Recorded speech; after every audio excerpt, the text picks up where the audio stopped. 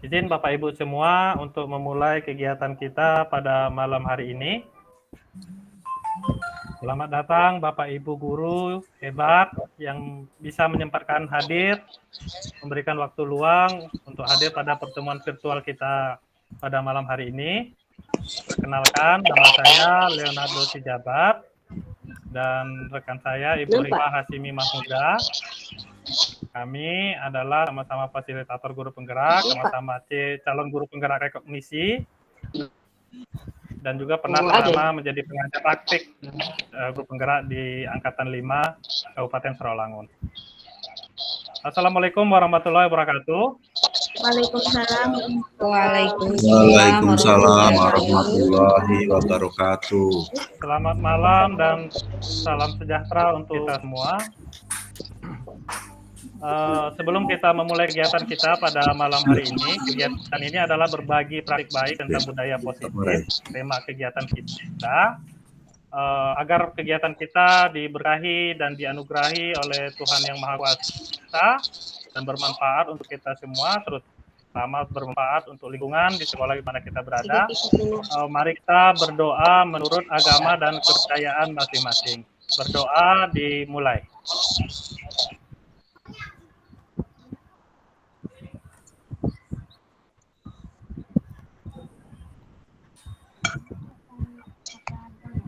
Berdoa selesai.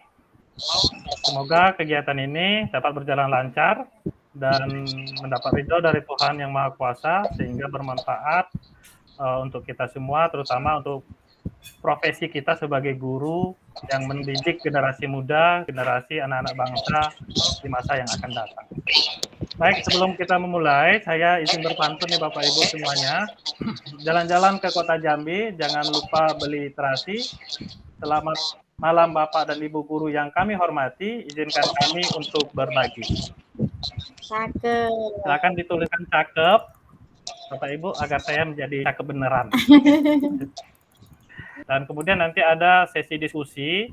Nah, dalam sesi diskusi ini dimohon sekali ada umpan balik dari Bapak Ibu semua, agar kita dapat benar-benar membangun wawasan yang konstruktif tentang budaya positif di sekolah kita masing-masing. Nah, tanpa mengulur-ulur waktu, kita langsung ke acara inti, yaitu penyampaian materi dari Ibu Rifa. Kepada Ibu Rifa, waktu dan tempat kami persilakan. Monggo Ibu. Baik, terima kasih Pak Leo. Bismillahirrahmanirrahim. Assalamualaikum warahmatullahi wabarakatuh. Waalaikumsalam warahmatullahi wabarakatuh. Selamat malam Bapak Ibu semuanya. Salam sejahtera untuk kita semua.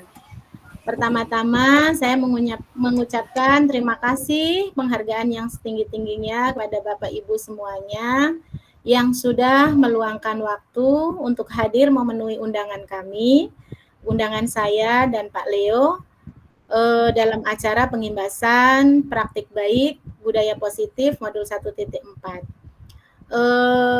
Salawat serta salam marilah selalu kita sanjungkan kepada junjungan kita Nabi besar Muhammad SAW. Semoga kita selalu mendapat petunjuk untuk terus berjuang, untuk terus mendampingi putra-putri kita, untuk terus berperan di bidang pendidikan ini. Bapak Ibu,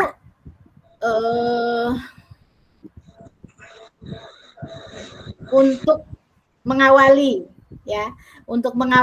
kegiatan hari ini Bapak Ibu nih banyak sekali terima kasih ya dari guru penggerak, dari calon guru penggerak, kemudian dari praktisi pendidikan, kemudian dari guru-guru biasa juga yang memang mempunyai concern untuk perkembangan pendidikan, untuk menyiapkan atau melihat kesiapan kita di kegiatan malam hari ini. Boleh ya saya melihat jempol Bapak Ibu ya, silakan Bapak Ibu boleh kasih emot ya kalau menunjukkan bahwa Bapak Ibu tuh sudah siap untuk kegiatan malam hari ini. Ya, boleh Bu Bella, terima kasih love-nya. Oke, terima kasih Bapak Ibu ya.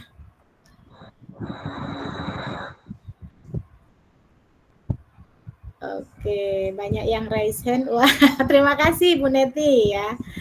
Baik Bapak Ibu, izinkan saya untuk share screen materi saya. Saya dikasih waktu oleh Pak Leo itu 25 menit Bapak Ibu ya. Semoga dengan waktu tersebut saya bisa memanfaatkan sebaik-baiknya.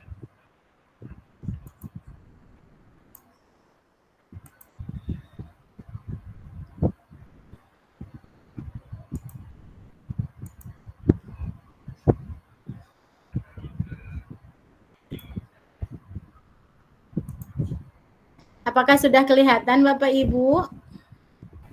Sudah Ibu, namun belum di slideshow. Baik. Belum. Ya, Ibu. Baik Bapak Ibu, sudah kelihatan ya? Sudah kelihatan Pak Leo? Jelas sekali Bu. Ya.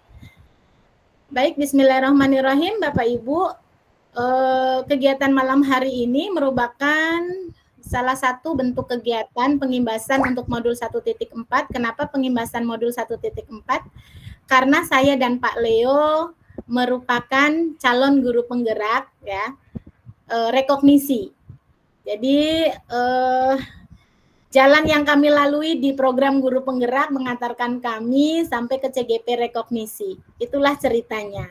Jadi kami juga menginginkan sama seperti Bapak Ibu ya, memiliki atau diakui dengan sertifikat guru penggerak. Makanya di samping kami menjalankan tugas dan kewajiban kami juga sedang menjalankan proses ini.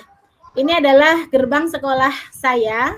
Mungkin Bapak Ibu yang dari luar daerah ya, yang dari Sragen, CGP Pak Leo, kemudian CGP saya. Ini adalah instansi tempat saya beraktivitas, SMA Negeri 1 Sarolangun. Kemudian ini sedikit tentang saya adalah guru biologi di SMA Negeri 1 Sarolangun. Kemudian saya juga aktif di MGMP Biologi SMA ya, sejak tahun 2009 saya aktif. Kemudian kebetulan juga saya diberi amanah untuk menjadi wakakurikulum di SMA 1 Sarolangun. Saya juga pernah menjalankan tugas menjadi pengajar praktik guru penggerak di angkatan 5. Di room ini ada Pak Leo, kemudian ada Pak Fahril, kemudian ada Bu Asmarni, yang sama-sama mengemban tugas menjadi pengajar praktik guru penggerak. Kemudian selanjutnya saya mengemban tugas menjadi fasilitator guru penggerak angkatan 9, ini yang sedang saya jalani, dan banyak di antara calon guru penggerak yang kami dampingi itu juga hadir malam hari ini. Kemudian di samping kami menjalankan kewajiban kami atau tugas-tugas kami menjadi fasilitator, kami juga menjalankan kegiatan kami menjadi calon guru penggerak rekognisi di angkatan 9 ini. Ini sekilas tentang saya. Kemudian ini adalah latar belakang tentang pengimbasan modul 1.4 tentang budaya positif. Guru sebagai pendidik itu harus memahami nilai-nilai yang dimiliki agar mampu berperan menuntun segala kodrat murid untuk mencapai keselamatan dan kebahagiaan setinggi-tingginya sebagai manusia maupun sebagai anggota masyarakat. Mungkin yang sudah menjadi guru penggerak atau sedang menjadi calon guru penggerak itu sudah mempelajari modul ini di 1.1 dan 1.2. Tetapi bagi Bapak Ibu guru yang lainnya yang memang belum pernah terjun di program guru penggerak, tidak apa-apa. Ini menjadi masukan bagi kita semua, menjadi pengetahuan baru bagi kita semua. Nah, penerapan budaya positif merupakan salah satu prakarsa perubahan yang berpihak pada murid, dilaksanakan secara kolaboratif dengan melibatkan murid, sehingga murid memiliki disiplin positif secara mandiri dan bertanggung jawab. Pengembangan budaya positif di sekolah melalui segitiga restitusi mampu menggali kebutuhan murid untuk menuntun murid memiliki karakter profil pelajar Pancasila.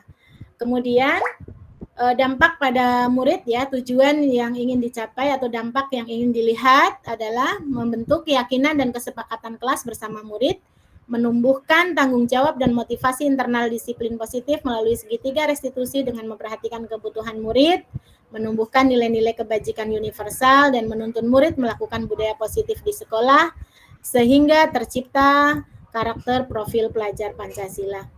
Kemudian tolak ukur kegiatan ini atau kegiatan budaya positif ini adalah terbentuknya keyakinan dan kesepakatan kelas, kemudian guru mampu mengambil posisi manajer dalam program atau dalam proses Q3 restitusi, guru memperhatikan kebutuhan murid dalam proses pembelajaran, murid mampu menemukan solusi secara mandiri dari masalah yang dihadapinya, kemudian murid memiliki tanggung jawab dan motivasi internal untuk melakukan disiplin positif, serta murid memiliki karakter profil pelajar Pancasila.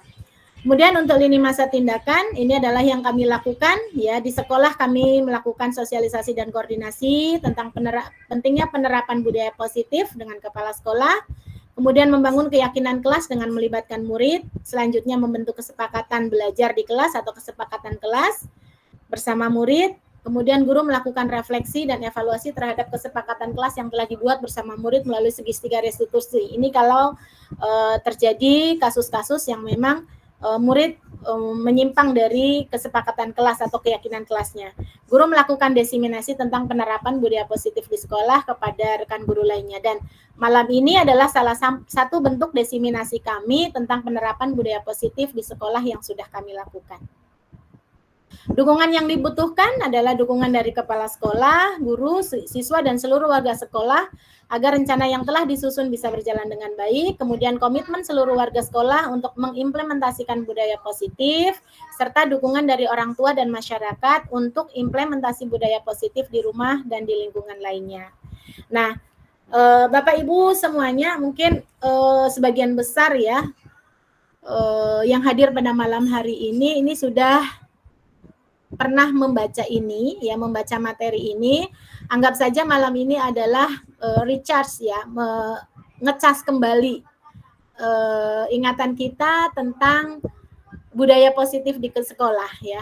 Budaya positif adalah nilai-nilai, keyakinan-keyakinan, dan kebiasaan-kebiasaan di sekolah yang berpihak pada murid agar murid dapat berkembang menjadi pribadi yang kritis, penuh hormat, dan bertanggung jawab. Kemudian implementasi budaya positif di sekolah yang kami terapkan adalah yang pertama yaitu tentang pembentukan keyakinan kelas, kemudian dilanjutkan dengan kesepakatan kelas, kemudian ada kebutuhan dasar manusia, 5 posisi kontrol, dan segitiga restitusi. Nah, ini sedikit mengingatkan tentang keyakinan kelas. Keyakinan kelas adalah kesepakatan kelas yang diyakini bersama oleh guru dan murid selama proses pembelajaran. Nah, kesepakatan kelas ini berasal dari nilai-nilai kebajikan universal yang ada atau yang diyakini juga oleh seluruh masyarakat atau umat manusia tanpa memandang adanya perbedaan suku, perbedaan agama, ras, dan lain sebagainya.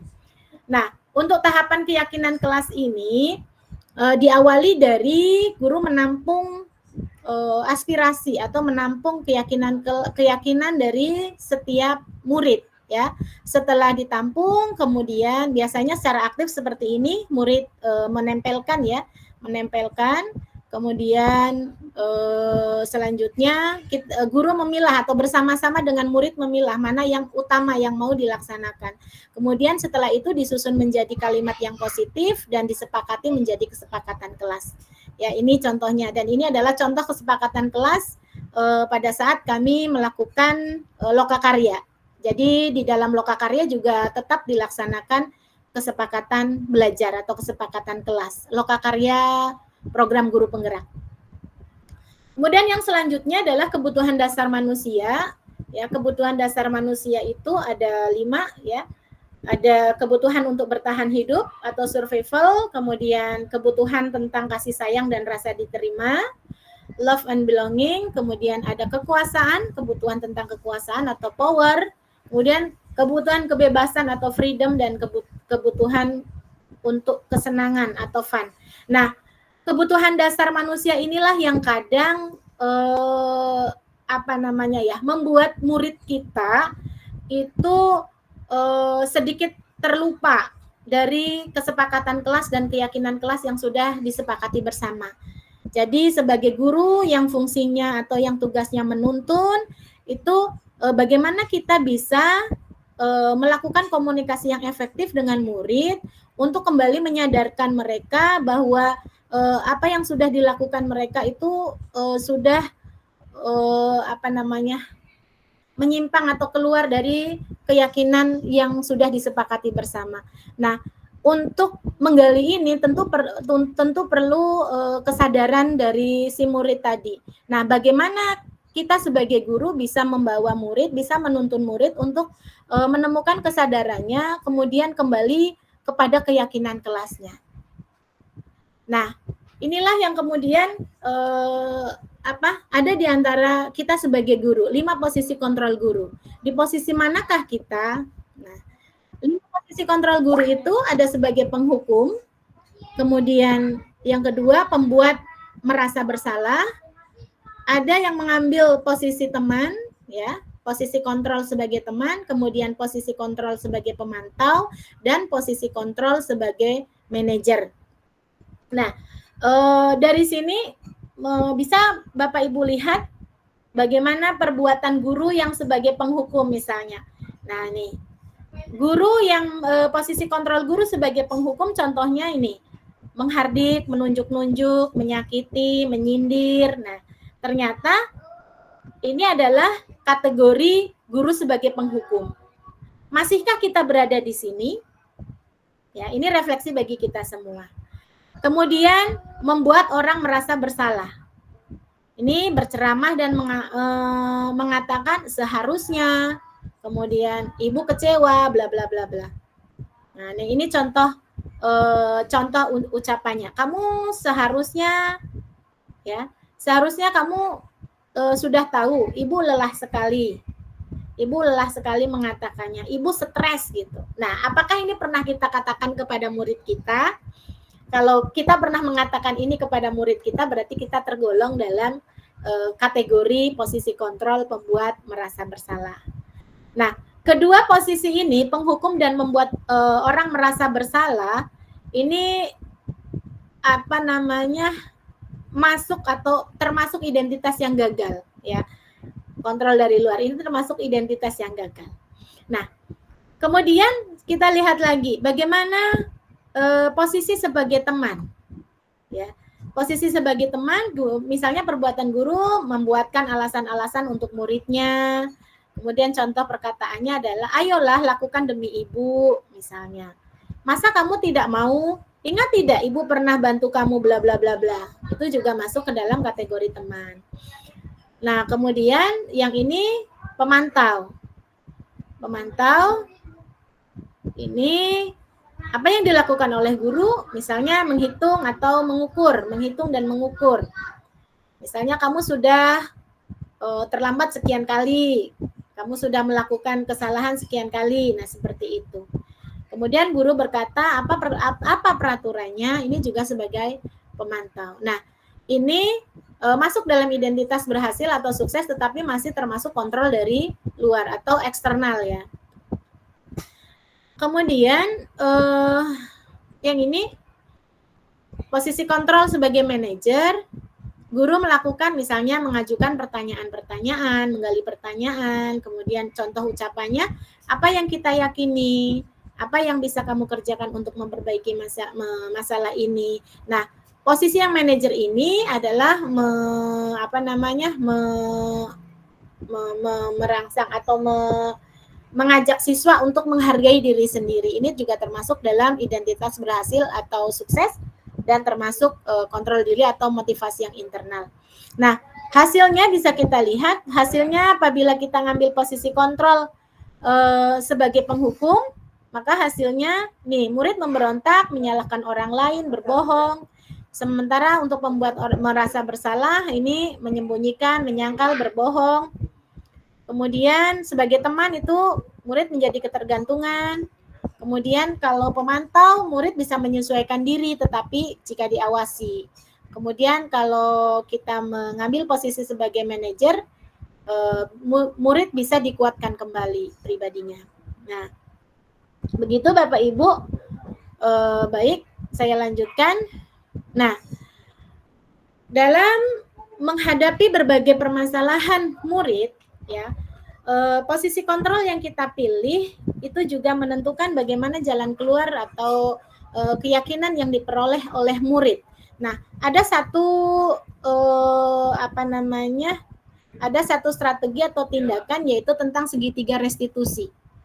Apa itu segitiga restitusi? Yaitu proses untuk menciptakan kondisi bagi murid untuk memperbaiki kesalahan mereka sehingga mereka bisa kembali pada keyakinan kelas dan menumbuhkan budaya positif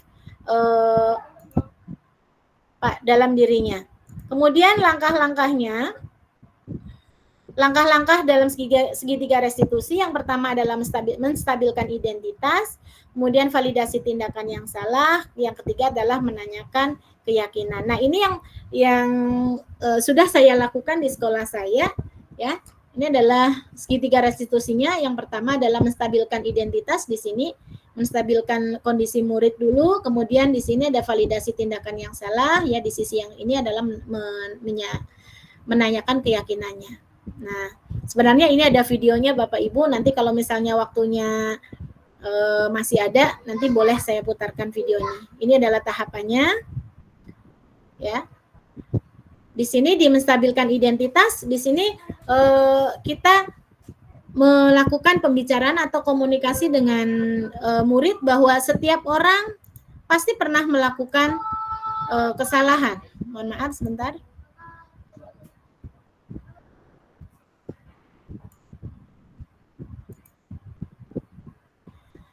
Ya, di sini kita menyatakan bahwa setiap orang pasti pernah melakukan kesalahan, termasuk kita, ya. Kita boleh menyatakan seperti itu kepada murid.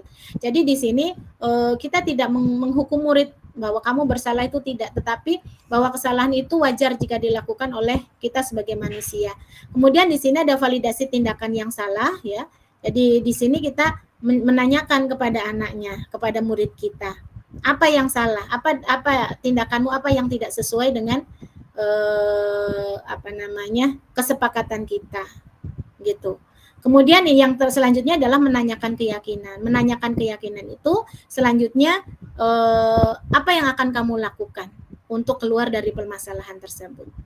Nah, ini contoh praktik segitiga restitusi. Contohnya kemarin saya ambil contohnya ini, mungkin kalau yang tahu Bapak Ibu yang dari SMK 4, ya. Ini putra dari Bapak Arianto kalau nggak salah, ya. Ada Hazel yang asik scroll Instagram dan tidak mengerjakan tugas biologi. Jadi untuk skenarionya sebenarnya Hazel adalah anak yang cerdas. Kemudian pada saat saya ada rapat dan harus meninggalkan pelajaran, saya meninggalkan tugas di kelas dan meminta siswa untuk mengerjakan dan mengumpulkan setelah jam pelajaran selesai. Tetapi Hazel tidak mengumpulkan karena asik main handphone.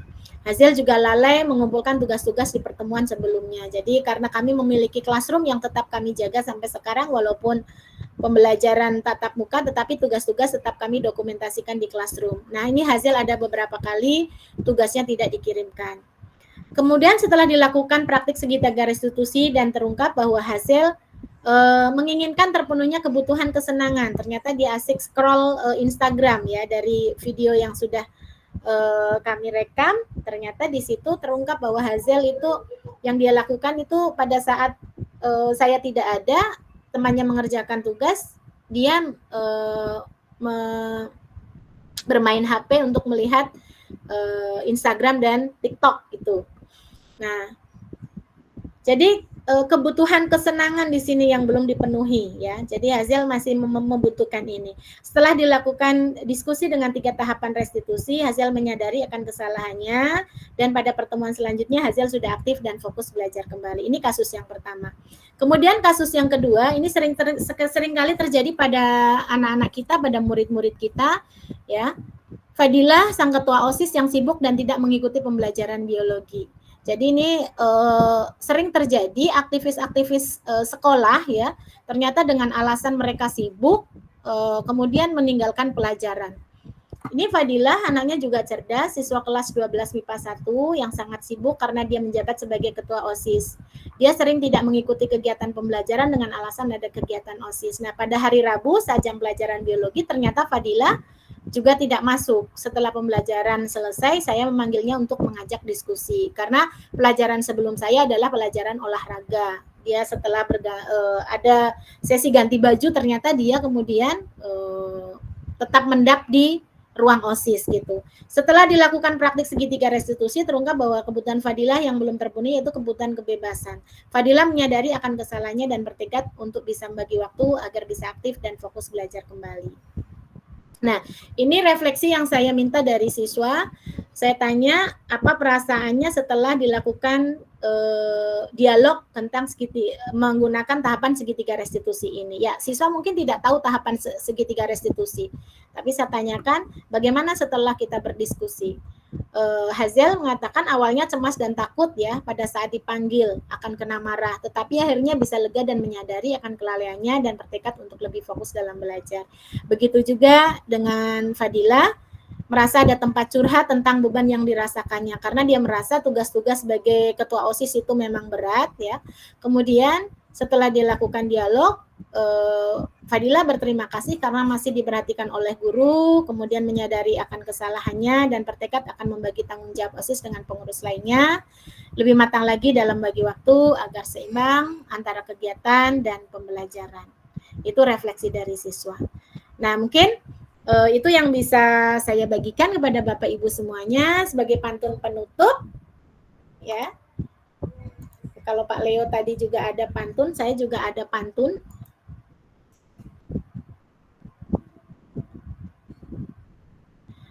Hari Jumat memungut kerang, tumis sedikit buat arisan. Mohon maaf jika ada yang kurang. Semoga presentasi saya berkesan. Cakep. Cakep.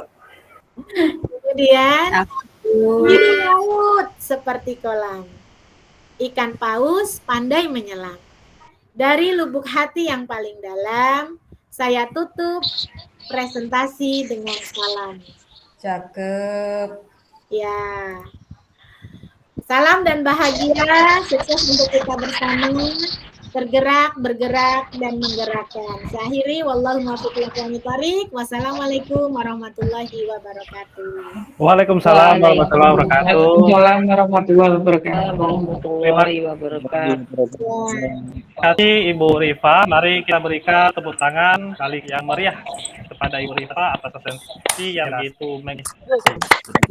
Nanti pada sesi ini Ibu, saya mohon sekali Bapak Ibu dapat memberikan umpan balik, ya, umpan balik dari apa yang telah dipresentasikan oleh Ibu Rifa tersebut. Ya, mulai dari cara melakukan segitiga restitusi, kendala-kendala yang dihadapi di sekolah, nah supaya kita bisa membangun pengetahuan yang konstruktif sehingga dapat benar-benar kita menerapkannya di sekolah kita masing-masing, Bapak Ibu. Jalan-jalan ke Selandia Baru, jangan lupa membeli kopi. Wah, Yang jauh, kami Pak. hormati Bapak Ibu guru, mari kita mulai sesi diskusi. Oke, cakep. Cakep. Baik, Ya. saya akan memimpinnya, Bu, moderatori, mohon izin. Ya izin dulu Pak sebentar. Alhamdulillah terima kasih saya ucapkan kepada Bapak Kepala Sekolah SMA Negeri 1 Sarolangun. Ternyata malam ini juga beliau hadir Pak, walaupun posisinya mungkin dalam perjalanan karena saya tahu beliau sedang perjalanan dari Padang menuju ke Sarolangun. Terima kasih Bapak, semoga ini menguatkan saya dan kita semuanya. Monggo silakan dilanjut Pak Leo. Baik, Bapak Ibu guru semua, sekarang kita memasuki sesi diskusi Bapak Ibu. Silakan Bapak Ibu melakukan raise hand atau juga bisa melakukan pertanyaan umpan balik melalui kolom chat. Nah, yang pertama di sini saya lihat udah banyak nih, udah antri nih Bu Rifa nih. Sepertinya pertanyaan untuk Ibu Rifa semua ini. Semoga tidak ada yang tanya ke saya. Terutama Pak Fahril sepertinya udah siap bertanya dengan Pak Rifa. Oh iya. Yang pertama itu ada dari Sragen Ibu yang mau bertanya kepada Ibu Bapak Muhammad Ilham Syafi'i. Nah, kemudian nanti yang kedua Bapak Fakhril Islam dan yang ketiga itu Bapak Muhammad Fajri dari SMK Negeri 4 Sarolangun sepertinya. Ya. Kita untuk sesi pertama ini 3 penanya dulu Bapak Ibu. Ya baik Pak. Untuk sesi pertama ini 3 penanya dulu Bapak Ibu ya. Dimulai dari Bapak Muhammad Ilham Syafi'i, yang kedua nanti Bapak Fakhril Islam dan yang ketiga yaitu Bapak Fajri. Kepada Bapak Muhammad Ilham Syafi'i kami persilakan. Ya, Bapak Leo dan juga Ibu Riva dan juga Bapak Ibu semuanya, terima kasih atas kesempatan yang telah diberikan kepada saya. Terima kasih sekali Pak Leo tadi sudah menyampaikan praktek-praktek baik yang dapat kita contoh, ya. Walaupun mungkin saya agak terlambat, nyun ngapunten Bapak Leo, maaf. Ini saya mau berbagi saja. Kalau dalam program CGP ini kan kita digiring atau diarahkan untuk bertindak atau posisi kontrolnya sebagai manajer, ya Bapak Ibu. Tapi apakah masih perlu kita menggunakan posisi-posisi kontrol yang lain dalam situasi tertentu begitu? Karena kemungkin saja posisi sebagai manajer ini kita tidak berhasil begitu. Jadi apakah memang kita diperbolehkan menggunakan posisi kontrol yang lain dalam situasi tertentu?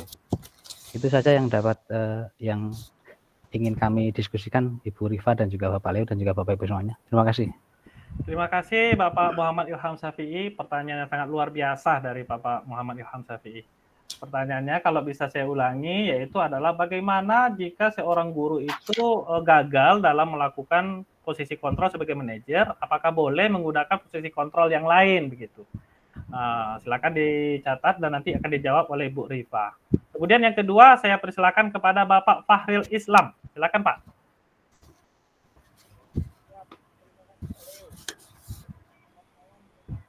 Hanya masih kecil Pak.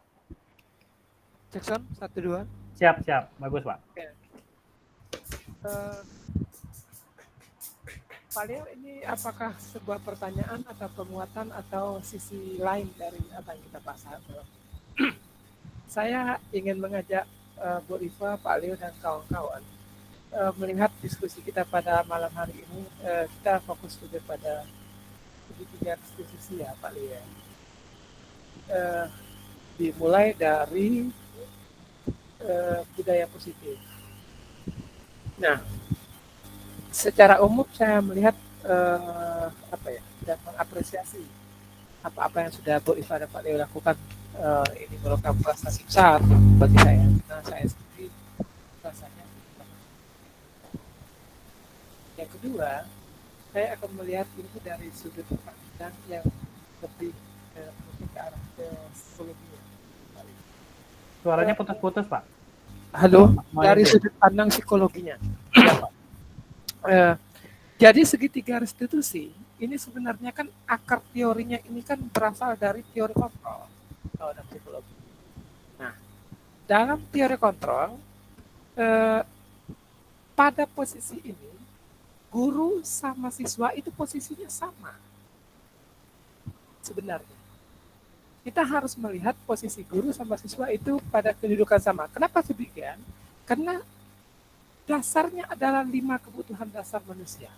5 kebutuhan dasar manusia itu bukan saja kebutuhan yang harus dimiliki oleh siswa, tapi juga guru juga menginginkan hal yang sama.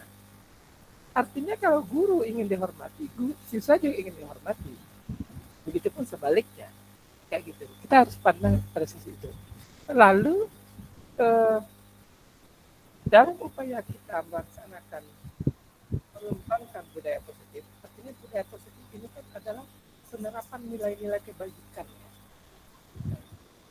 Upaya kita dalam menerapkan nilai-nilai kebajikan itu harus didorong, jangan lupa kita ada disiplin positif. Dan disiplin positif ini pada posisi kontrol. Kedudukannya pada posisi kontrol. Nah, hanya guru ini 5 posisi kontrol guru ini kan lebih dominan ya, Bu Riva dan Pak Leo. Kenapa pada segitiga restitusi ini dibicarakan 5 posisi kontrol guru? Nah, sebenarnya murid juga dalam kedudukan dia sebagai manusia juga punya 5 posisi kontrol yang hampir sama sebenarnya. Kayak gitu. Saya setuju dengan apa yang disampaikan Bu Riva terhadap pemetaan posisi kontrol tadi. Namun saya akan melihat ini pada posisi yang paling bawah itu, kalau nggak salah tadi itu ada penghukum ya Bu ya, penghukum terus dan seterusnya. Nah, pada saat kita mau melaksanakan atau mengembangkan budaya positif dengan dorongan disiplin positif, apabila ada perilaku yang menyimpang, Maka syarat dari segitiga restitusi itu syarat utamanya adalah kesepakatan kelas. Kalau tidak ada kesepakatan kelas, tidak ada restitusi. Seperti itu. Nah, kalau ada permasalahan, maka kita restitusi. Pertanyaannya adalah masalah yang seperti apa? Masalah yang menyimpang dari kesepakatan kelas. Tapi kalau masalahnya masalah pribadi atau masalah yang berkaitan dengan belajar, masalah-masalah yang sifatnya kepribadian itu nggak bisa dengan restitusi, harus dengan konseling, nggak bisa dengan coaching, kayak gitu. Artinya kalau coaching itu lebih setara antara guru sama guru, tapi kalau guru dan siswa itu pendekatan pada program guru penggerak itu dikenal dengan segitiga restitusi, kayak gitu. Fungsinya sama sih sebenarnya pada posisi itu. Nah, lalu Bapak dan Ibu tadi kan 5 bagian itu. Nah, pada saat kita melakukan restitusi, sebenarnya 5 posisi kontrol ini dibutuhkan, bukan duanya nggak baik, duanya lagi ideal dan yang satunya manajerial itu paling bagus. Saya kira saya melihat ini di sudut pandang yang berbeda. Artinya kalau siswa ada perilaku menyimpang siswa, itu dia membutuhkan orang lain yang untuk bukan menghukum, artinya hukuman bukan pemberi hukuman, tapi dia justifikasi artinya. Jadi posisi guru pada saat restitusi, pada saat ini dia, oh ini sebenarnya tidak bagus, ini sebenarnya kurang tepat. Itu sebenarnya menghukum guru pada saat itu. Tapi itu dibutuhkan dalam keterkaitan dia untuk untuk 3 tahapan restitusi tadi. Dalam dia memvalidasi perilaku yang salah, dalam dia mengembalikan identitas tadi, itu dibutuhkan kayak gitu loh. Sama juga guru sebagai yang kedua tadi tuh, saya lupa itu. Nah, tapi pada saat semuanya sudah disadari oleh siswa, maka posisi guru itu bergeser menuju ke manajer, kayak gitu. Artinya pada saat tahapan-tahapan awal segitiga restitusi, yang 5 tadi itu dibutuhkan. Penghukum, pembuat orang bersalah, teman pemantau, dan manajer itu dibutuhkan secara berjenjang. Tapi tinggal lagi komposisinya aja yang berbeda-beda, kayak gitu. Artinya kalau kita menemukan perilaku yang menyimpang dari kesepakatan kelas, nah ini kan kita anak ini harus di ini loh. Ini benar atau tidak sebenarnya? Hukuman paling cara menghukum kita yang paling sederhana sebenarnya kayak gitu sebenarnya. Tapi pada saat kita giring dia kembali kepada posisi kesepakatan kelas, maka kita geser menuju posisi manajer. Saya kira itu, Bu Rifah. Makasih. Baik, terima kasih atas umpan balik yang disampaikan oleh Pak Fahril. Pak Fahril ini adalah seorang guru konseling ya. Saya banyak belajar tentang konseling kepada beliau. Seperti yang disampaikan oleh Pak Fahril tadi, bahwa sebenarnya dalam posisi teori kontrol, menurut teori kontrol, saya setuju dan sepakat sekali dengan apa yang disampaikan Pak Fahril. Posisi guru dan posisi murid itu setara. Ya, saya lupa menyampaikannya tadi. Terima kasih sekali Pak Fahril telah mengingatkan kita. Kemudian juga ada hal yang kedua, yaitu ketika murid menyimpang dari kesepakatan, itu bisa dilakukan restitusi. Namun jika ini sudah bermasalah dengan kepribadian, restitusi tidak bisa dilakukan sekali. Nah, ini juga saya sepakat sekali apa yang disampaikan oleh Pak Fahril. Nah, dalam hal ini, ketika praktik yang saya lakukan, ini adalah kebetulan juga saya adalah sebagai seorang guru pembimbing khusus, ya, di mana saya juga menangani siswa-siswa yang berkebutuhan khusus. Restitusi tidak bisa dilaksanakan kepada anak-anak yang demikian, dan itu benar. Ya. Nah, yang dilakukan adalah apa? Adalah konseling, ya, kepada pakarnya, psikolog dalam hal ini, dan sesuai dengan keistimewaan yang dimiliki oleh anak. Terima kasih Pak Fahril atas penyampaian yang luar biasa dan menambah sekali wawasan kita pada pertemuan diskusi ini. Nanti juga akan dibalas oleh Ibu Rifah ya, ditanggapi oleh Ibu Rifah. Kemudian yang ketiga, saya mau memberikan kesempatan kepada Bapak Fadri. Silakan Pak Fadri. Assalamualaikum warahmatullahi wabarakatuh. Waalaikumsalam warahmatullahi wabarakatuh. Terima kasih sudah memberi pencerahan ini kepada Bunda Rifa dan Pak Leonardo. Untuk di sini saya mungkin pertanyaannya tuh ke arah Pak Leo ini Bunda. Nah, ini karena sering menemui anak-anak yang sedikit agak berlebih tingkah lakunya ini. Nah, terus ini Pak Leo saya minta masukannya dari Pak Leo. Ya karena saya sendiri ini kan sering ketemu dengan anak-anak yang bahasanya kurang berminat untuk belajar nih, lebih asik ke game gitu kan. Nah, berilah saya masukan yang lebih, karena yang kami hadapi ini anak cowok-cowok ini Pak, begadang sampai pagi gitu kan. Dan yang ini yang jadi permasalahan satu hal ini Pak Leo, di waktu kita mengajak kerjasama dengan orang tua untuk menyelesaikan permasalahan, dan kita harapkan anak tersebut berubah menjadi lebih baik gitu kan. Nah di sini kesulitan saya itu orang tuanya selalu membela atas kesalahan anak. Salah satu contoh yang saya bimbing sekarang itu di jurusan TKJ ada 5 orang, kita panggil orang tuanya, kita ajak duduk bersama perihal permasalahan anak-anak ini, tapi orang tuanya selalu membela bahwa anaknya itu dari rumah sekolah katanya. Nah ternyata sampai di ruangan kita nggak ada gitu kan.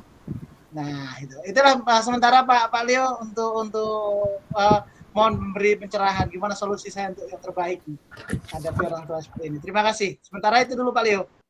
Baik, terima kasih Pak Fajri. Pertanyaan yang luar biasa Pak Fajri, sangat kontekstual dengan apa yang kita alami di sekolah. Nanti juga bisa ditanggapi oleh Bu Rita. Baik, untuk sesi kedua nanti akan dibuka lagi. Di sini juga saya melihat ada di kolom chat pertanyaan atau umpan balik dari Ibu Yulianti. Ya. Kemudian nanti kita buka sesi kedua Bapak Ibu ya. Silakan Ibu Rifa untuk ditanggapi pertanyaan dari Bapak Muhammad Ilham Syafi'i, kemudian juga umpan balik dari Pak Faril, kemudian juga memberikan masukan kepada Pak Fajri. Nanti juga saya akan memberikan umpan balik. Terima kasih. Silakan Bu Rifa. Baik, terima kasih Pak Leo. Wah, luar biasa malam ini Pak Leo. Ternyata kita ketemu dengan orang-orang hebat ya. Jadi dengan sesi ini kita juga dikuatkan ya, dikasih banyak masukan, kemudian kita berdiskusi ya, yang setara, yang saling menguatkan. Nah, mungkin nanti jawaban saya tidak memberi banyak masukan kepada Bapak Ibu semuanya, tetapi setidaknya ini menjadi bahan penguatan kita bersama. Terima kasih Pak Muhammad Ilham.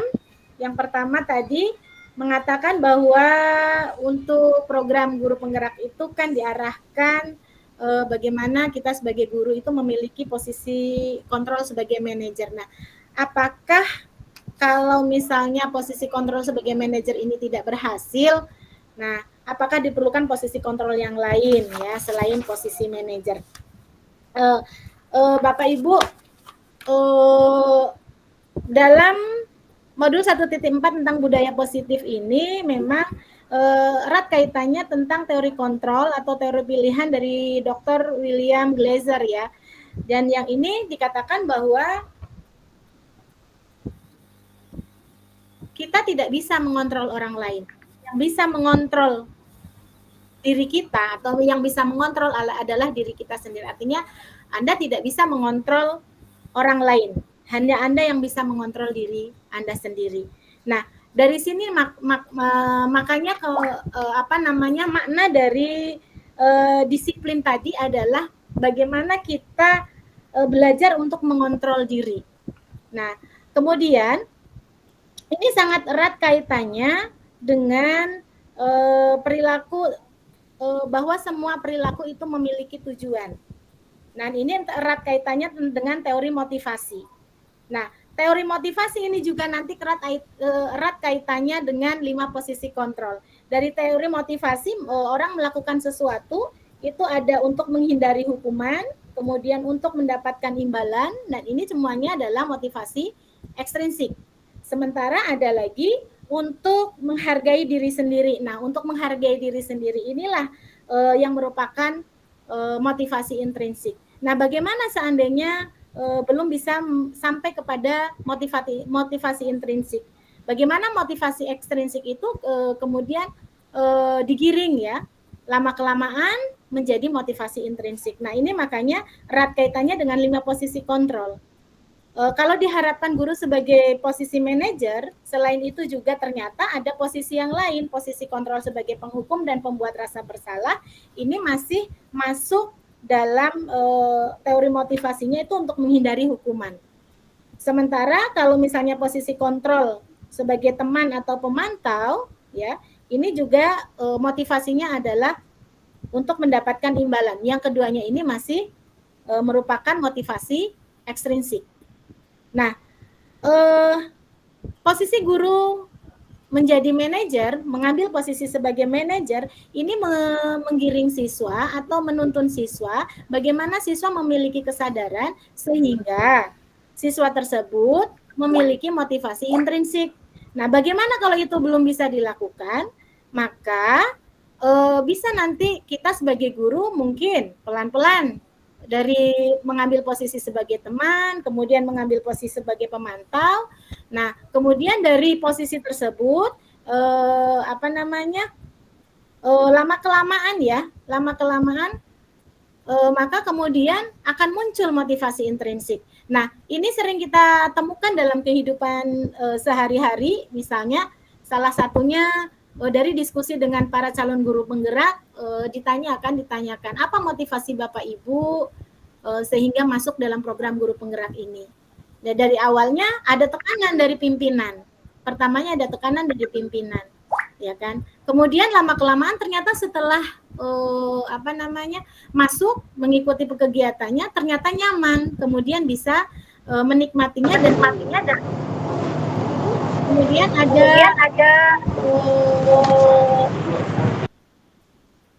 kemudian ada motivasi. Oh, ternyata apa yang sudah saya ambil, langkah yang sudah saya ambil ternyata memberi manfaat bagi saya.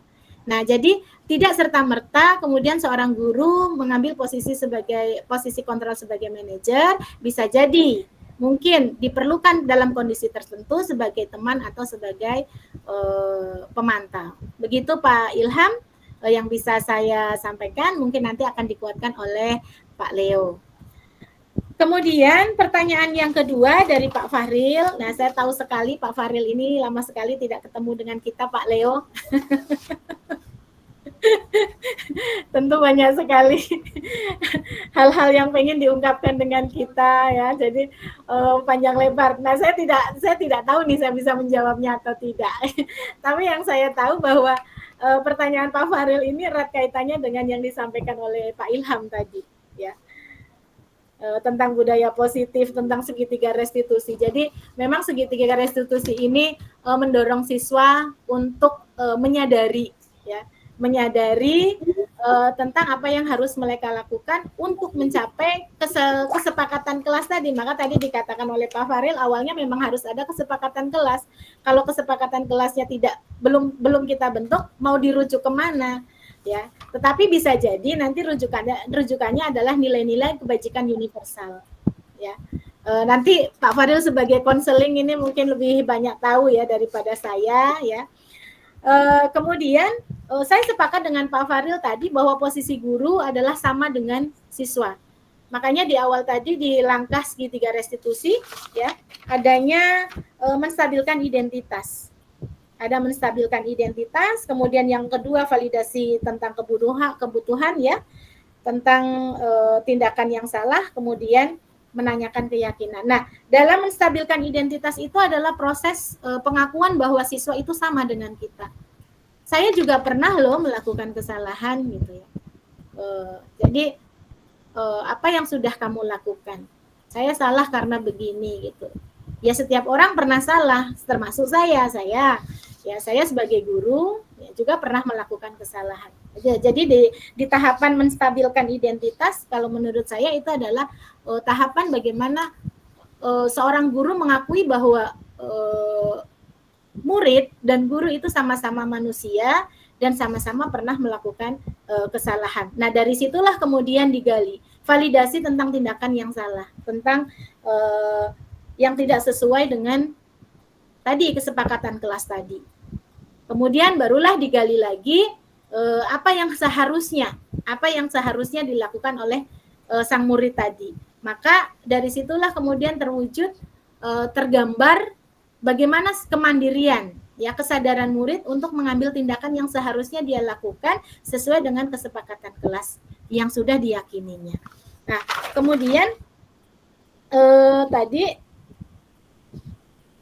untuk pernyataan bahwa kesepakatan kelas, ya, kalau ada kesepakatan kelas baru bisa dilakukan restitusi, sementara untuk pribadi itu masuknya ke konseling. Saya yakin setelah modul 1.4 ini di modul 2 kalau nggak salah ya Pak Leo, itu nanti lebih banyak membahas tentang bagaimana menggali potensi dari murid kita melalui coaching dan praktek-praktek yang lainnya. Kemudian, nah, saya sepakat dengan Pak Fahril tadi. Apakah posisi kontrol itu, ya ini yang saya katakan bahwa ini berkorelasi dengan yang dibahas oleh Pak Ilham tadi. Apakah posisi kontrol itu harus langsung mengambil posisi sebagai manajer? Pada saat-saat tertentu apakah posisi kontrol lainnya tidak bisa diterapkan? Saya sepakat tadi dengan penguatan yang dilakukan oleh Pak Fahril. Jadi tidak serta-merta guru bisa langsung menjadi posisi manajer, tetapi kita melihat dengan kondisi yang ada. Termasuk pertanyaan dari Bu Endang, Pak Leo di kolom chat, seandainya posisi manajer, seandainya segitiga restitusi itu gagal dilakukan. Ya, ternyata setelah dilakukan segitiga restitusi itu tidak ada dampak pada sang murid. Nah, ini kaitan juga dengan yang sudah disampaikan oleh Pak Leo tadi, bahwa kewajiban kita sebagai guru adalah menuntun, mengarahkan mereka, menunjukkan pada mereka mana jalan yang seharusnya ditempuh untuk mencapai tadi 5 kebutuhan dasarnya. Kalau 5 kebutuhan dasarnya sudah terpenuhi, maka seorang murid atau seorang guru yang merupakan manusia juga akan mencapai kebahagiaan yang setinggi-tingginya. Jadi seandainya restitusi itu gagal, maka ya dicoba lagi. Artinya dilakukan treatment-treatment yang selanjutnya, ya. Jangan pernah bosan untuk terus menuntun. Jangan pernah bosan untuk terus melakukan yang terbaik untuk murid-murid kita. Begitu Pak Leo. Selanjutnya untuk pertanyaan yang dari Pak Fajri tadi ya, tentang bagaimana seorang orang tua ya, bagaimana orang tua yang melindungi tindakan anaknya.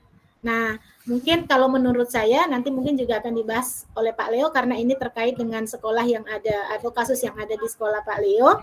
Kalau menurut saya ini pentingnya komunikasi yang baik antara sekolah, pihak sekolah dengan pihak orang tua.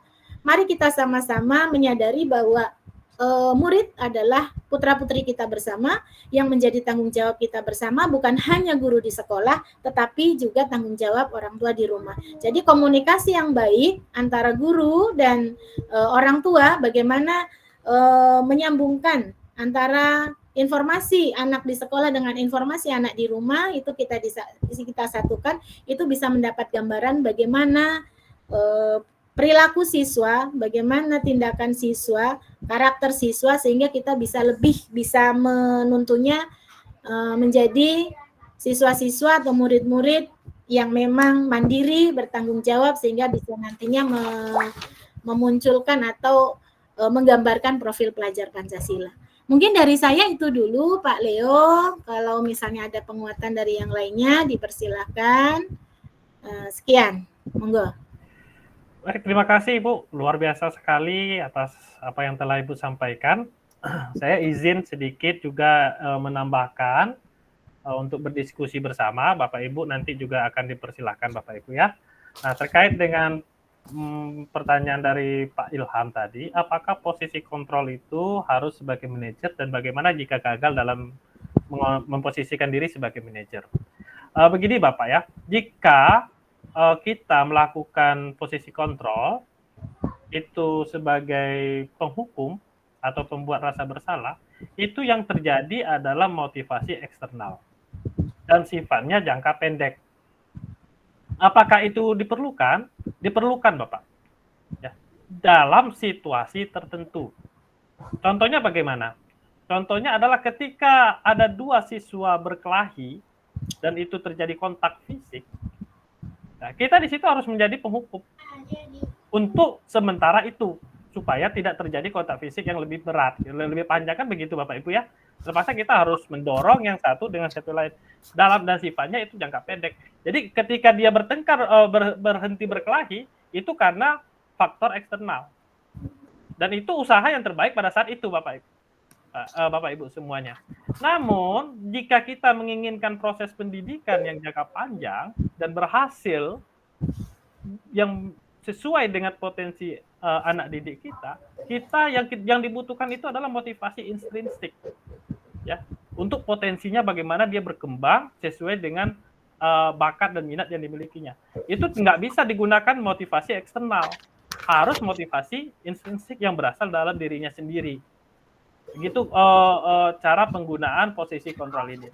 Nah, kadang-kadang kita bisa sebagai teman Bapak Ibu ya. Kalau ibaratnya kalau kita membayangkan kita sebagai manajer terus, itu sepertinya luar biasa ya. Tidak ada ya seperti orang seperti itu, saya rasa ya. Kadang-kadang kita bisa menjadi sebagai teman. Kita kadang-kadang juga bisa sebagai pemantau. Nah, dalam hal segitiga restitusi, posisi kita harus sebagai manajer agar kegiatan segitiga restitusi itu dapat berhasil. Begitu kira-kira penambahan dari saya. Kemudian saya tidak, kalau untuk pertanyaan dari Pak Fahril, saya rasa tidak perlu saya tambahkan atau saya tanggapi karena sudah disampaikan dan sudah saya sampaikan juga tadi. Kemudian pertanyaan dari Pak Fajri ya. Nah, kasus ini sudah pernah saya tangani karena saya pernah berdiskusi dengan ketua program jurusannya, ya. Dan saya sudah melakukan segitiga restitusi kepada Ananda yang bernama Denny, ya. Dan hasilnya luar biasa. Coba Bapak perhatikan nama Ananda Denny itu apakah sudah ada perubahan atau tidak begitu. Nah, itu saya lakukan segitiga restitusi Pak Fajri ya, bersama dengan Bu Her. Ya, Bu Her guru bimbingan konseling kita. Itu saya lakukan restitusi kepada Denny. Dan setelah saya lakukan segitiga restitusi kepada Ananda Denny itu, hasilnya luar biasa. Saya melakukan pemeriksaan terus kepada Ananda Denny dan memantau terus gitu apa yang dilakukan itu. Ini adalah siswa TKJ. Kemudian memang ada beberapa siswa yang terjadi mungkin dalam tanda kutip sangat kreatif ya. Saya tidak bisa menyebutnya nakal, sangat kreatif ya. Nah, perlu Bapak kita identifikasi Bapak ya. Apakah sekolah itu, kelas itu tempat menyenangkan bagi mereka? Itu perlu kita sebagai guru kita harus bertanya juga seperti itu. Jangan menuduh atau menyalahkan murid, kenapa dia sering tidak hadir, kenapa dia tidak mau belajar, kenapa dia tidak mau melaksanakan tugas. Nah, terkait dengan 5 kebutuhan tadi, apakah 5 kebutuhan tadi ketika dia berada di sekolah atau di kelas dapat terpenuhi atau tidak begitu. Nah, kemudian apakah ada keyakinan-keyakinan di kelas itu yang sudah diciptakan oleh kita sebagai guru? Itu dipertanyakan juga dulu Pak Fajri. Kemudian terkait dengan orang tua yang membela kesalahan anaknya. Nah, ini perlu kita lihat apakah benar orang tua tersebut melindungi anaknya yang bersalah. Saya yakin orang tua melakukan itu ada dasarnya juga. Nah, dalam hal ini Pak Fajri ya, nanti kita bisa melakukan semacam pembimbingan ya kepada Ananda tersebut. Karena dalam hal-hal kasus yang terjadi di situ, saya melihat ya, dan saya sudah menangani juga, karena di kelasnya Pak Fajri itu jarang terjadi proses KBM. Ya, kalau proses KBM itu jarang sekali terjadi gitu. Jadi wajar saja anak-anak akan keluar. Mana mau anak-anak disuruh duduk terus di kelas meskipun gurunya tidak ada. Saya pun kalau disuruh duduk di kelas gurunya nggak ada, saya nggak mau. Saya akan pergi keluar jalan-jalan. Gitu.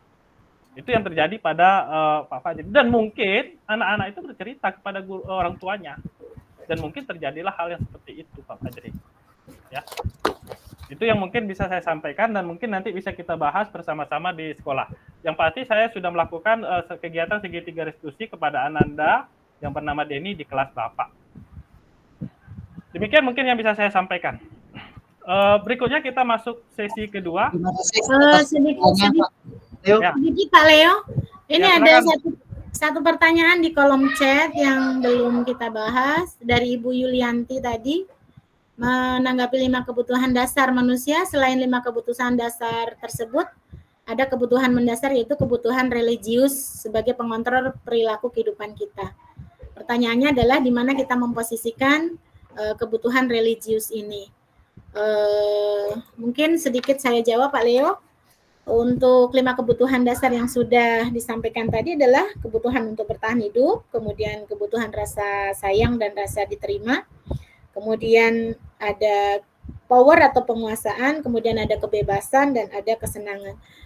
Kalau boleh saya memberikan pendapat bahwa kebutuhan untuk melakukan kegiatan peribadatan atau beribadah atau religius itu masuk ke dalam kebutuhan kebebasan. Jadi kebutuhan bahwa kita sebagai manusia diberikan kebebasan untuk melakukan kegiatan sesuai dengan keyakinan kita. Begitu Pak Leo, mungkin Pak Leo. Terima kasih Bu Rifa. Ya, betul sekali apa yang disampaikan oleh Bu Rifa. Nah, 5 kebutuhan dasar itu adalah teori dari William Glasser ya, Bapak Ibu ya. Teori tentang kebutuhan manusia ini banyak sekali. Ada teori kebutuhan Abraham Maslow, hierarki kebutuhan. Ada di situ 7 jenis kebutuhan. Kemudian juga ada teori piramida terbalik. Nah, dari teori ini nyangkut dengan apa yang disampaikan oleh Ibu Yulianti ini, bahwa teori religi itu adalah kebutuhan yang paling mendasar bagi manusia. Nah, kebetulan Ibu Yulianti ya, dalam pendidikan guru penggerak ini yang dipakai adalah teori dari William Glasser. Namun hakikatnya bisa berkesesuaian bahwa religi itu adalah masuk dalam kebutuhan kebebasan. Demikian mungkin yang saya tambahkan. Kemudian kita masuk ke sesi kedua, ada Pak Sumim. Silakan Pak Sumim. Mungkin sesi kedua saya yang mandu Pak Leo. Pertanyaannya Boleh. nanti ya, baik. Baik, terima kasih Bapak Ibu. Untuk sesi pertanyaan selanjutnya kami akan menampung ya pertanyaan-pertanyaan ataupun umpan balik dari Bapak Ibu semuanya. Boleh Bapak Ibu raise hand untuk agar kami bisa melihat ya Bapak Ibu yang mau menyampaikan umpan balik atau masukan atau pertanyaannya. Yang pertama Pak Sumin Sutrisno, kemudian yang kedua Ibu Neti Erawati, ya baru 2. Silakan Pak Sumin untuk menyampaikan ke umpan baliknya atau pertanyaannya. Baik, terima kasih. Selamat malam rekan-rekan guru hebat semua nih. Selamat malam. Ya, mungkin kalau dari usia mungkin adik-adik saya semua gitu ya. Mohon maaf saya off kamera karena berada di posisi khusus gitu. Ya, nggak apa-apa.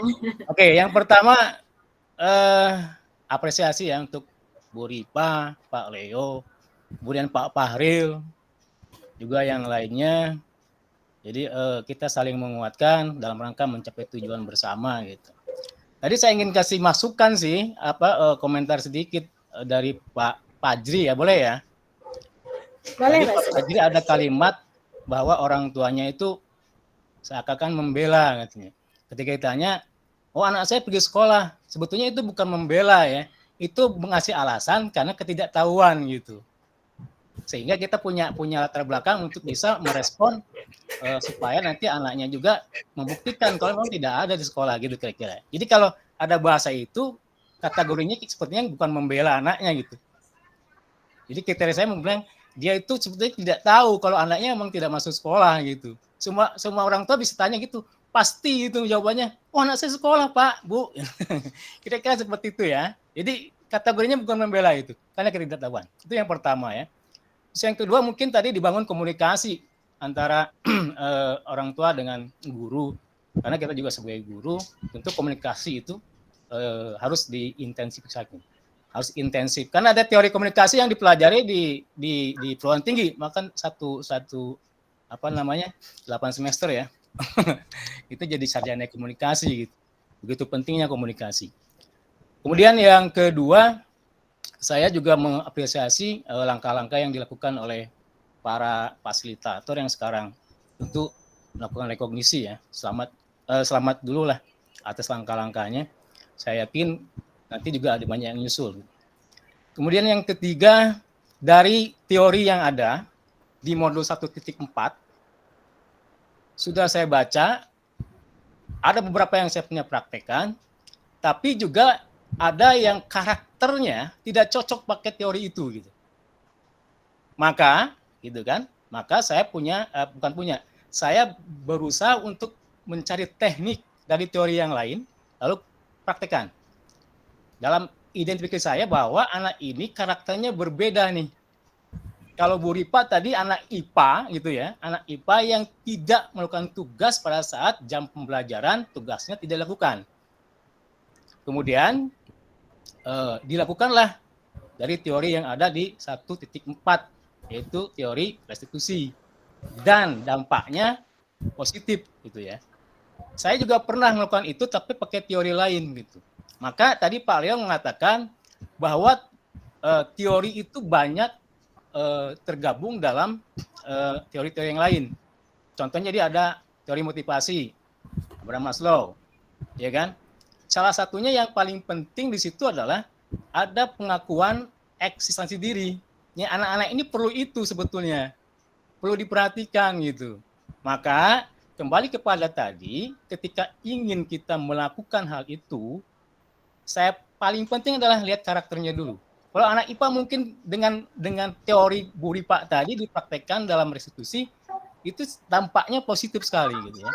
Ada anak-anak yang lain gitu ya, yang kita pakai teori itu nggak berdampak. Seperti tadi dikatakan di salah satu pertanyaan tadi ya, kok tidak berdampak ya?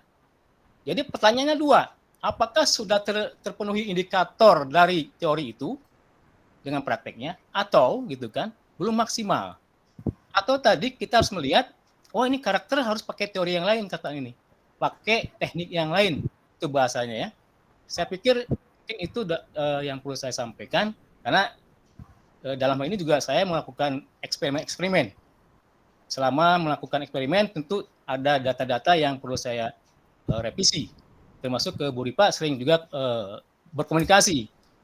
Dan sebagai guru saya punya kebatasan waktu ketika ingin melakukan itu, Pak Leo, saya yakin juga Pak Leo juga seperti itu, harus menyediakan waktu untuk anak-anak yang dianggap bermasalah gitu dalam pembelajaran.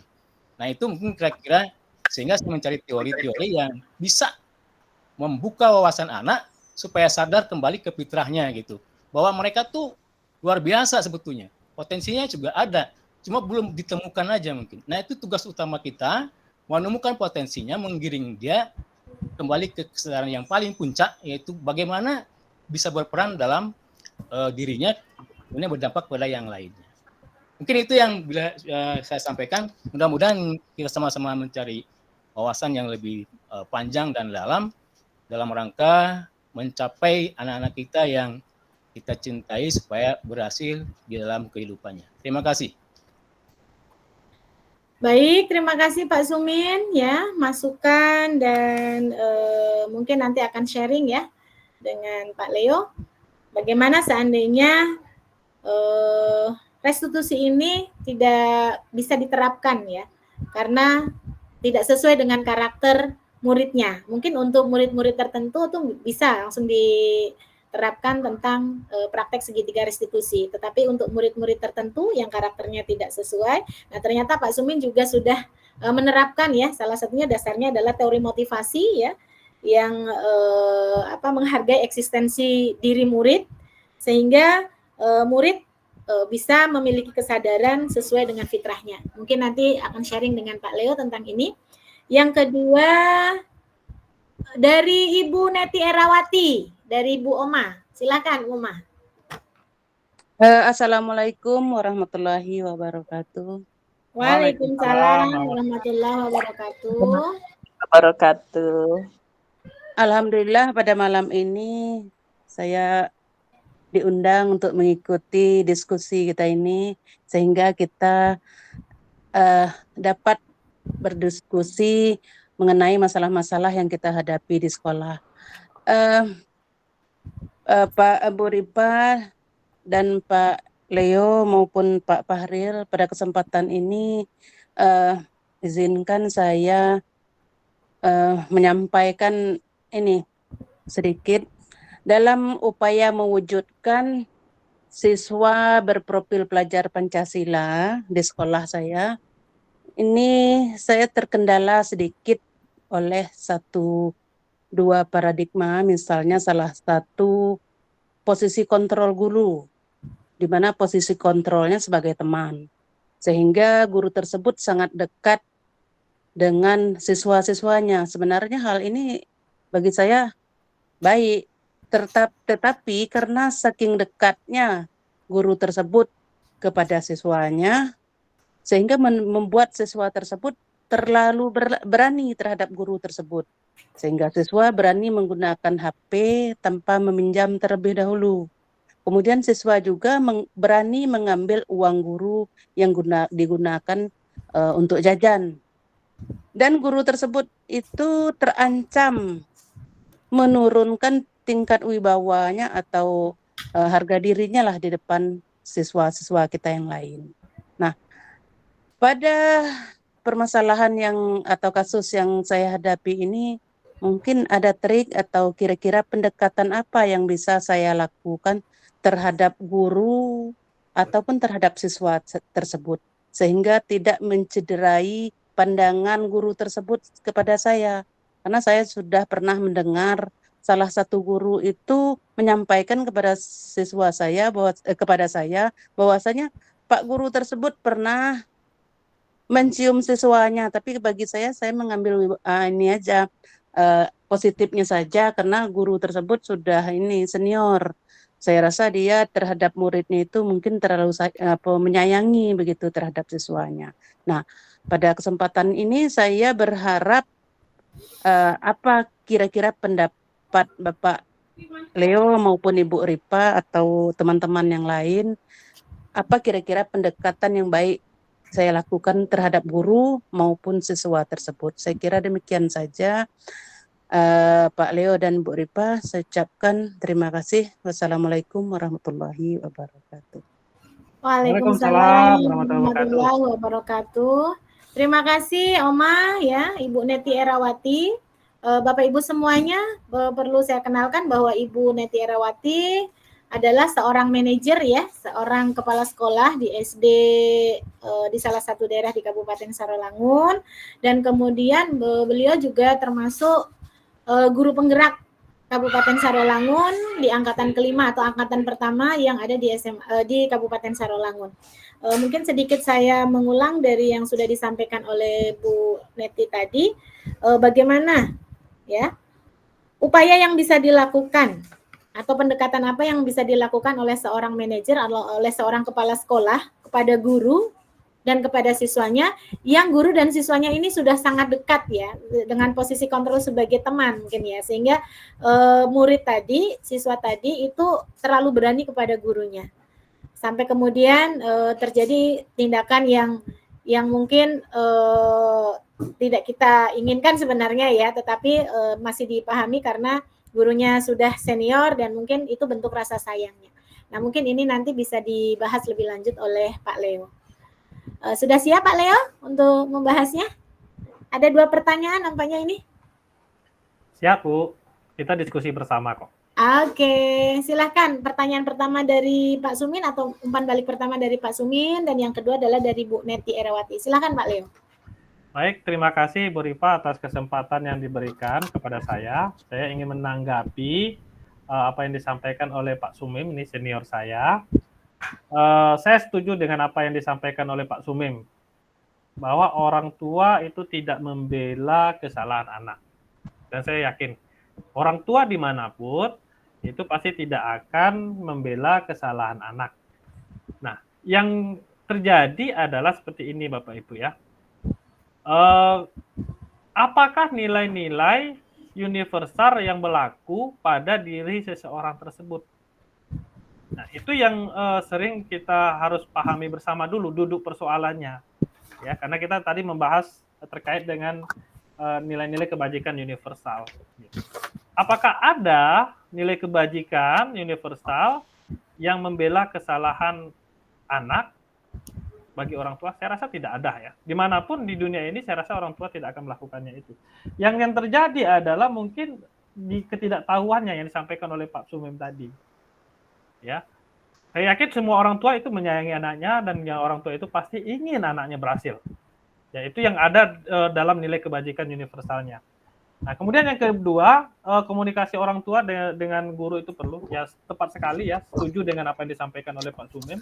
Sebagai guru atau sebagai kepala sekolah, ya kita harus menjalin kerjasama dengan semua pihak. Ya, karena pendidikan ini tidak bisa kita selesaikan sendiri. Kita hanya bisa menyelesaikan pendidikan ini secara kolaboratif, Bapak Ibu semuanya ya. Semua pihak yang ada di sekolah, tidak hanya orang tua, masyarakat, lingkungan sekitar, pemerintah. Kalau di SMK itu dengan IDUKA ya. Nah, kita harus menjalin kerjasama dan komunikasi yang baik dengan semua pihak yang berkaitan dengan pelayanan pendidikan. Nah, kemudian sedikit permasalahan yang disampaikan oleh Pak Sumem ya. Betul sekali apa dalam teori Abraham Maslow ya, itu ada kebutuhan yang paling tinggi itu adalah kebutuhan aktualisasi diri. Kebutuhan eksistensi diri itu adalah kebutuhan yang tertinggi menurut Abraham Maslow. Nah, ketika seseorang membutuhkan kebutuhan ini dan tidak tercapai, ketika dilakukan segitiga restitusi tidak berhasil. Nah, mungkin ini pada karakter-karakter kasus-kasus tertentu, ya. Nah, mungkin kita mendengar treatment tertentu pula. Nah, sampai jika saya hubungkan dengan pernyataan Pak Fahril tadi, bahwa memang benar segitiga restitusi itu tidak bisa menyelesaikan semua persoalan anak. Ya, ada anak yang harus dikonseling, ada anak yang harus di-coaching, ada anak yang bisa dengan segitiga restitusi jika itu bertentangan dengan keyakinan. Ya, dan mungkin ada anak membutuhkan perlakuan khusus. Ya, kalau kami guru berkebutuhan khusus itu ada treatment khusus sesuai dengan kekhususan anak tersebut. Ya, anak yang autis, anak yang slow learning, ya itu treatmentnya beda-beda gitu. Jadi saya sepakat. Oleh sebab itu kita sebagai guru itu memang harus jadi pembelajar sepanjang hayat dulu. Ini sesuai dengan filosofi pemikiran Ki Hajar Dewantara. Seorang guru itu harus menjadi pembelajar sepanjang hayat. Karena pendidikan ini dinamis dan berkembang dan kita sebagai guru harus dapat siap untuk mengikuti kedinamisan dalam dunia pendidikan ini. Gitu. Kemudian mungkin itu saja yang bisa saya tanggapi dari apa yang disampaikan oleh Pak Sumem. Nah, intinya adalah kita sebagai guru bagaimana bisa menuntun siswa untuk mencapai potensinya sehingga dia berbahagia sebagai pribadi dan sebagai anggota masyarakat dalam kehidupannya. Kemudian pertanyaan dari Bu Neti ya, kegalauan dengan Bu Neti. Nah, ini adalah kasus yang sangat unik, Bapak Ibu ya. Nah, kalau kasus dari Bu Neti ini saya melihat yang kita lakukan itu treatment kepada gurunya yang sebaiknya Ibu melakukan coaching terlebih dahulu sebelum tindakan lebih jauh ya.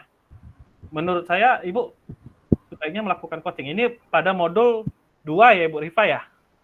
Iya.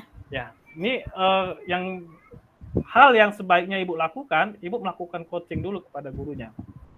Karena jika saya melihat dari cerita Ibu, yang dilakukan oleh guru itu melanggar kode etik, bukan melanggar keyakinan nilai-nilai kebajikan universal lagi, itu melanggar kode etik. Ya, nah, langkah yang Ibu lakukan sebaiknya itu melakukan coaching kepada guru tersebut. Nah, untuk kepada anak, ya, nah di sini juga kita coba Ibu lakukan dulu restitusi kepada anak tersebut. Kemudian melalui percakapan restitusi, maka kita dapat memahami apa langkah selanjutnya yang perlu kita lakukan atau kita harus bekerja sama dengan orang tua. Saya merasa dalam dunia pendidikan ini ada hal yang bisa dilakukan meskipun menyentuh siswa pun ada hal yang pantas, ada hal yang tidak boleh kita lakukan. Kalau mencium, saya rasa itu hal yang tidak boleh dilakukan. Dan anak pun harus tahu itu. Ya, itu sebagai pendidikan juga. Ketika anak dilakukan itu, anak harus tahu itu perbuatan yang sudah bertentangan dengan nilai-nilai kebajikan universal. Karena bukan saudara atau orang tuanya. Itu sudah pihak lain begitu. Nah, sebaiknya Ibu melakukan restitusi kepada anak. Nah, nanti bisa Ibu tindak lanjuti dengan hasil restitusi tersebut, dan kepada guru sebaiknya Ibu melakukan coaching kenapa hal itu terjadi, sehingga Ibu tahu permasalahan yang lebih detail terhadap hal ini. Mungkin itu yang bisa saya tanggapi dari apa yang disampaikan oleh Ibu Neti. Terima kasih, saya kembalikan kepada Ibu Rifa. Baik, terima kasih Pak Leo. Satu pembahasan yang memberikan pemahaman ya dan penguatan kepada kita semuanya ya, yang sudah Pak Leo sampaikan untuk pertanyaan atau masukan dari Pak Sumin dan pertanyaan dari Ibu Neti Erawati. Mungkin saya juga akan memberikan sedikit ya tambahan untuk masukan atau umpan balik dari Pak Sumin tadi ya. Mungkin saya menambahkan bahwa kita mengetahui bahwa tugas guru menurut filosofi pendidikan nasional menurut Ki Hajar Dewantara, tugas guru adalah menuntun ya. Tugas guru adalah menuntun semua kodrat murid ya, baik kodrat alam maupun kodrat zaman. Nah, kemudian di situ juga disampaikan bahwa guru itu seperti petani ya, yang dia tidak bisa menentukan bagaimana tumbuhnya biji, tetapi dia bisa bagaimana mengusahakan agar biji tersebut bisa tumbuh secara maksimal. Nah, sama dari kasus tersebut ya, menurut saya kaitannya tentang tugas guru untuk menuntun tadi adalah bagaimana guru menghadirkan lingkungan belajar yang memang sesuai dengan kebutuhan murid. Tadi disampaikan oleh Pak Sumin, mungkin kasus yang Bu Rifa yang saya sampaikan, mungkin itu di kelas IPA bisa dilaksanakan segitiga restitusi. Tetapi kalau di kasus lain dengan karakter siswa yang lain, mungkin tidak bisa seperti itu. Nah, jadi menurut saya mungkin dikembalikan lagi bagaimana seorang guru itu bisa meng-create lingkungan pembelajaran yang sesuai dengan kebutuhan muridnya. Dan itu sudah Pak Sumin lakukan. Kemudian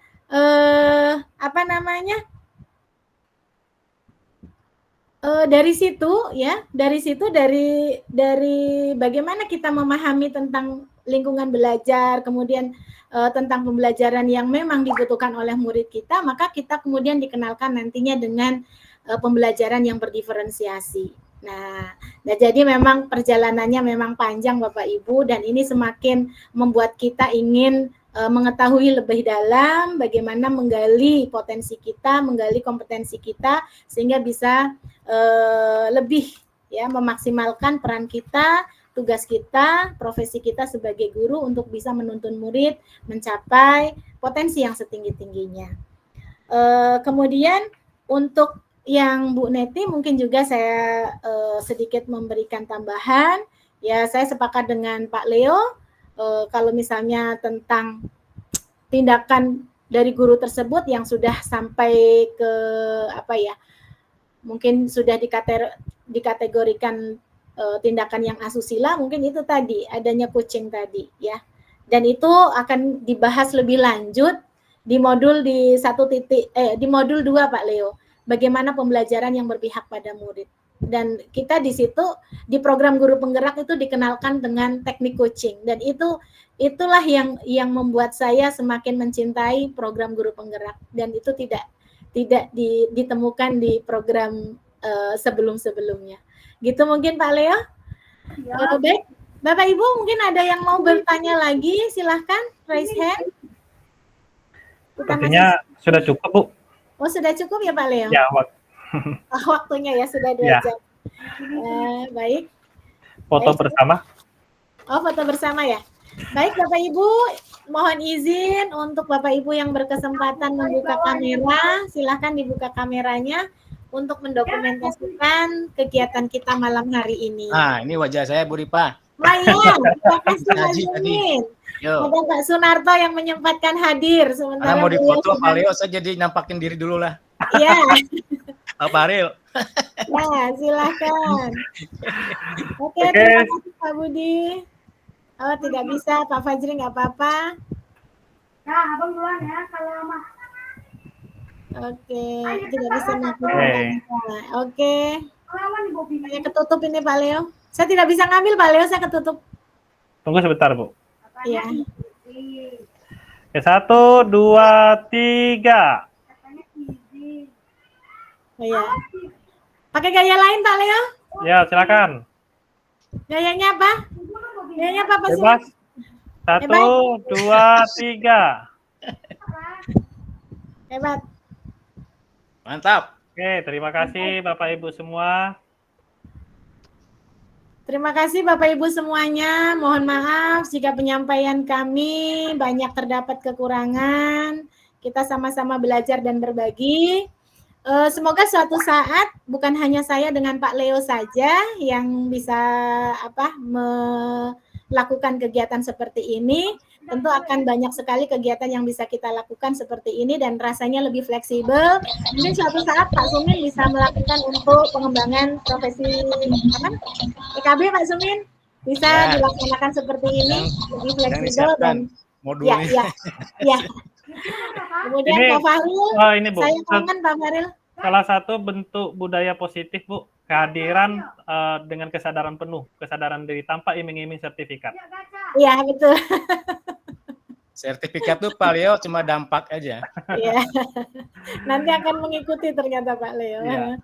Pak Fahril, PP kita di angkatan kelima yang sekarang juga bertugas di angkatan ke-9 ya. Tetap semangat dengan Pak Sumin, dengan Pak Sunarto juga.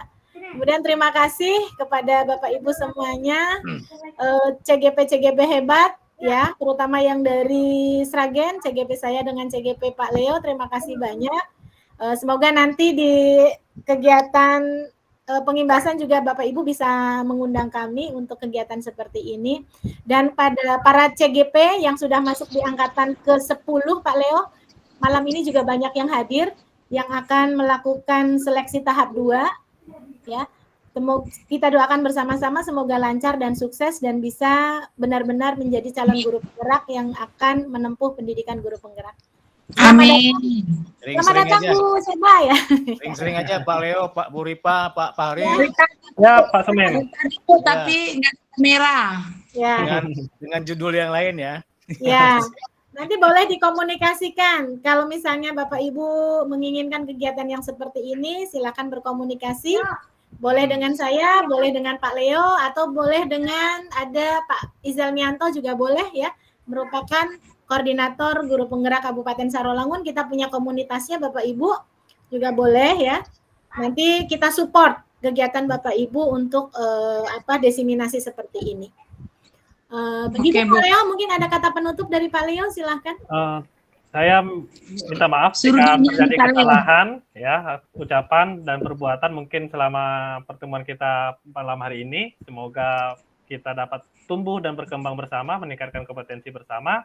Terima kasih atas kehadiran Bapak Ibu semua, sehingga kita dapat meningkatkan wawasan kita terkait dengan budaya positif di sekolah.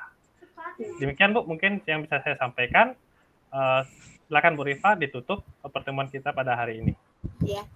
Baik, Bapak Ibu sekalian, sekali lagi kami memberikan apresiasi yang sangat tinggi sekali. Terima kasih sudah meluangkan waktunya untuk menghadiri undangan kami, Bapak Ibu dari SMK Negeri 4 Sarolangun, Bapak Ibu dari SMA Negeri 1 Sarolangun, Bapak Ibu guru penggerak Kabupaten Sarolangun, Bapak Ibu calon guru penggerak di Kabupaten Sarolangun maupun di seluruh Indonesia. Kemudian Bapak Ibu pengajar praktik, Bapak Ibu fasilitator yang juga menyempatkan hadir di malam hari ini. Insya Allah dengan saling bergandengan tangan kita tetap bisa menguatkan, sama-sama menguatkan untuk memajukan pendidikan di Indonesia. Baik Bapak Ibu semuanya, untuk mengakhiri kegiatan kita kali ini, marilah kita sama-sama membaca hamdalah karena kegiatan hari ini sudah berjalan lancar sesuai yang kita inginkan.